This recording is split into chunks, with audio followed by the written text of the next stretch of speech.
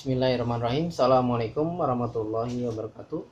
Bertemu kembali di kuliah online mata kuliah fikih siasah pertemuan yang 13 yang berjudul Negara Muslim dan Hak-hak Asasi Manusia. Bagian yang ke-10. Adapun persoalan al-qawamah atau kepemimpinan terhadap keluarga yang menjadi hak suami atau bapak. Sesuai dengan firman Allah Subhanahu wa taala, kaum laki-laki itu adalah pemimpin bagi kaum wanita. Quran surah An-Nisa ayat 34. Maka hal itu bukan disebabkan karena kaum lelaki diasumsikan lebih utama secara mutlak dibandingkan kaum perempuan. Tidak ada sebuah teks Al-Quran atau hadis Nabi yang secara tegas menyatakan akan hal itu. Sejatinya, hal itu dikarenakan lembaga perkawinan merupakan sebuah hubungan kolaborasi antara dua pihak suami dan istri.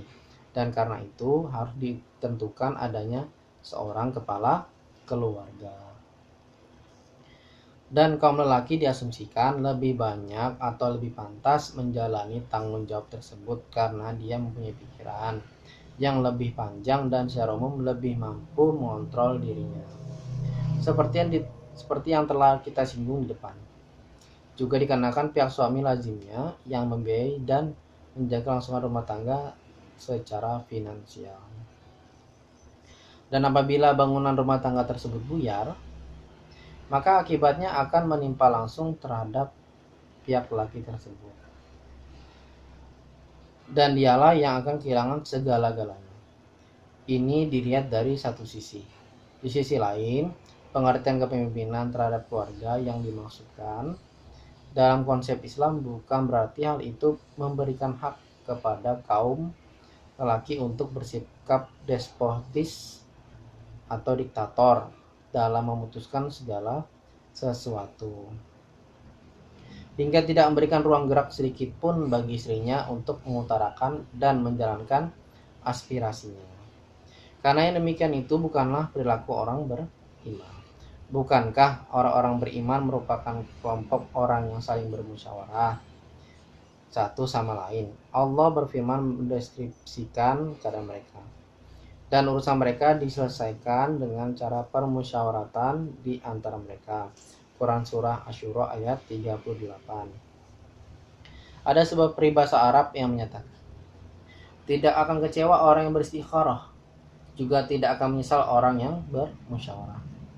Sementara itu, berkenaan dengan masalah warisan, maka bisa dikatakan bahwa perbedaan bagian warisan yang terjadi antara laki-laki dan perempuan dalam sistem hukum waris Islam pada dasarnya disebabkan oleh perbedaan dalam tanggung jawab finansial yang menjadi beban setiap lelaki dan perempuan dalam sistem dan peranata kehidupan Islam yang bersifat integral. Sebagaimana yang sudah para ahli jelaskan pada bagian lain.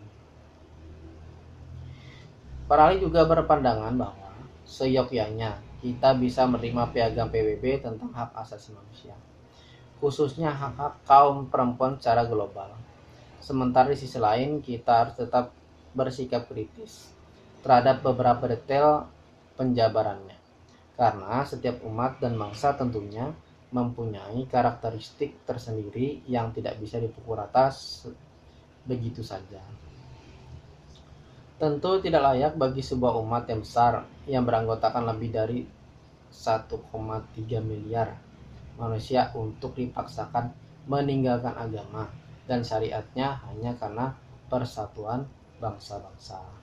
Karena itu bisa dipahami kenapa beberapa lembaga Islam mempunyai pandangan tersendiri dalam menyikapi piagam PBB tentang penentangan terhadap segala bentuk diskriminasi terhadap kaum perempuan. Lembaga-lembaga Islam tersebut sudah bisa menerima sebagian besar pasal yang terkandung dalam piagam PBB tersebut, tetapi tetap menolak sebagian kecil pasal-pasal yang bertentangan dengan ajaran Islam. Kita sampai kepada poin subbab D dan E, hak kaum nudis dan penyimpangan seksual. Selanjutnya adalah sikap Islam yang konon dikatakan keras terhadap hak kaum nudis atau orang eksibisionis yang suka telanjang di lokasi-lokasi publik, dan orang-orang yang mempunyai kelainan seksual suka kepada sesama jenis. Islam memang mengharamkan hak orang seperti memuaskan hawa nafsunya semaunya sendiri. Meskipun hal itu dilakukan suka sama suka. Lalu mereka, orang-orang liberal, menggugat kenapa Islam tidak melarang laki-laki berhubungan badan dengan perempuan atau istrinya, sementara laki-laki tidak boleh berhubungan badan dengan sama laki. Begitu juga kenapa perempuan tidak boleh berhubungan badan dengan sesama perempuan. Kenapa tidak boleh terjadi sebuah perkawinan sejenis hingga mereka bisa membentuk sebuah keluarga yang ideal. Kita cukupkan untuk pertemuan kita pada kali ini. Terima kasih telah menonton, semoga bermanfaat. Kita lanjutkan lagi pada bagian yang ke-11. Assalamualaikum warahmatullahi wabarakatuh.